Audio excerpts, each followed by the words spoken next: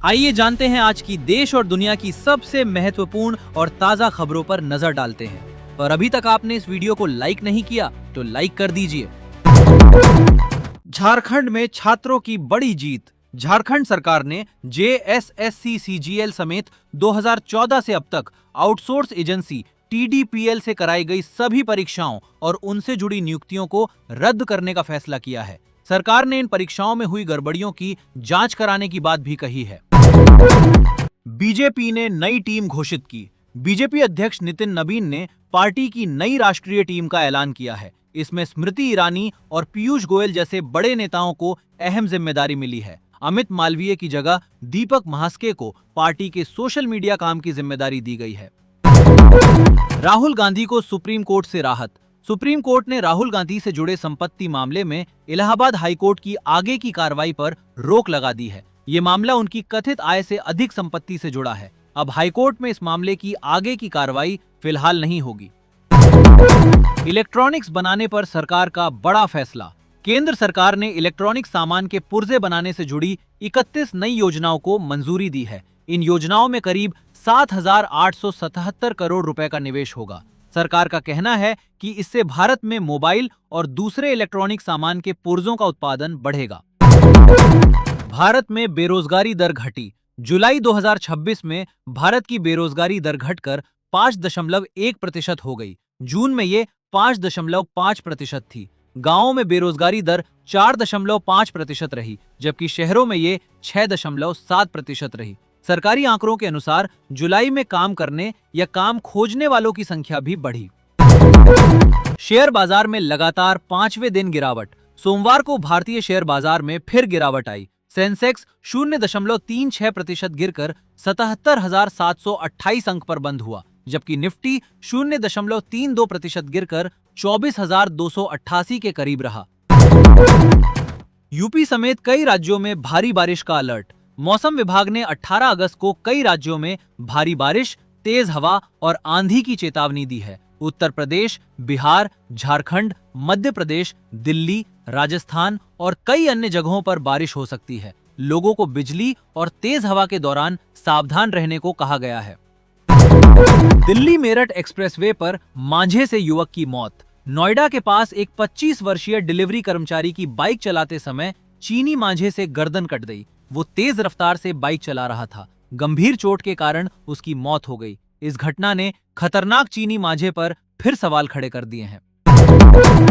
आयुष शेट्टी ने दुनिया के नंबर 1 खिलाड़ी को हराया। भारत के बैडमिंटन खिलाड़ी आयुष शेट्टी ने विश्व चैंपियनशिप में बड़ा उलटफेर किया। उन्होंने दुनिया के नंबर 1 खिलाड़ी चीन के शी को 21-14, 13-21, 21-19 से हराया। विश्व चैंपियनशिप में आयुष की ये पहली जीत है और भारत के लिए बड़ी खबर है। हॉकी विश्व कप में भारत को इंग्लैंड से हार। हॉकी विश्व कप के मैच में भारत को इंग्लैंड ने 4-2 से हरा दिया। भारत ने पहले हाफ में 2-1 की बढ़त बनाई थी, लेकिन बाद में इंग्लैंड ने लगातार गोल किए। अब पाकिस्तान के खिलाफ भारत का अगला मुकाबला बहुत महत्वपूर्ण हो गया है।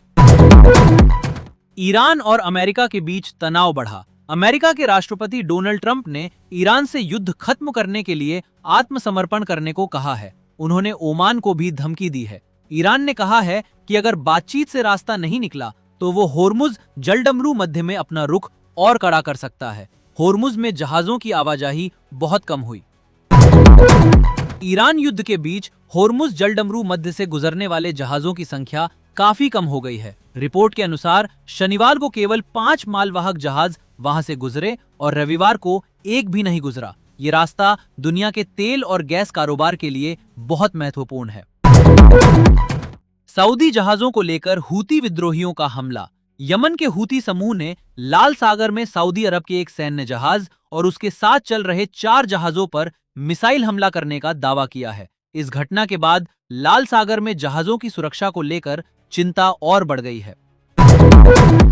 यूक्रेन रूस युद्ध में ड्रोन हमले तेज। यूक्रेन ने रूस के मॉस्को क्षेत्र में बड़े ड्रोन हमले किए। एक बड़े गोदाम में आग लगने की खबर है। इसके जवाब में रूस ने यूक्रेन के कई इलाकों पर हवाई हमले किए। दोनों देशों के बीच ड्रोन और मिसाइल हमलों का सिलसिला लगातार बढ़ रहा है।